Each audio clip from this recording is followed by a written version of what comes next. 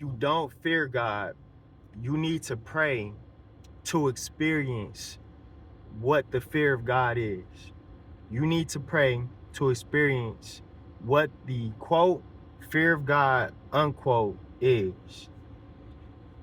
If you are afraid of making that prayer, then know that you are already one step into the fear of God. If you fear God, then you need to look within yourself to discover what is the reason why you fear God. Why do you fear ultimate truth and ultimate love? Why do you fear perfect truth and perfect love? Now, I will give a hint into why most people experience this.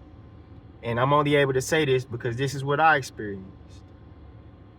You fear perfect truth and perfect love because you know that you haven't been perfectly truthful and perfectly honest or perfectly loving in what you've thought and what you've done. You fear the implications of that because if you have not been perfectly truthful and perfectly honest and perfectly loving, that means you have a disconnect with God. Now, if your God isn't perfectly true or perfectly loving, then what you are calling God is not God. The only one true God is perfectly true and perfectly loving.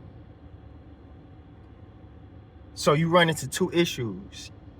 You are either worshiping a God that's not God, or the one true God you have a disconnect and a separation from. And there are implications to being disconnected and separated from the one true God. One of those being true life. If the one true God, walking with God, offers you the true life, then being disconnected from God would mean, implies that you have not been experiencing true life.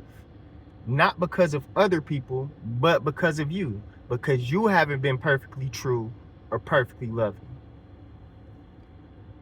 Knowing this implication, you can look back on your life and see in your actions all the things that have separated you from the one true God. Not the things that other people have done, you. And you fear a lot of people, out of their false understanding of who and what God is, because you are disconnected from God, you fear that you will be punished by God. Now, that punishment can look like many things. But if your thought of perfect love and perfect truth equals wrath and punishment, then your thought of God is what is going to lead to wrath and punishment.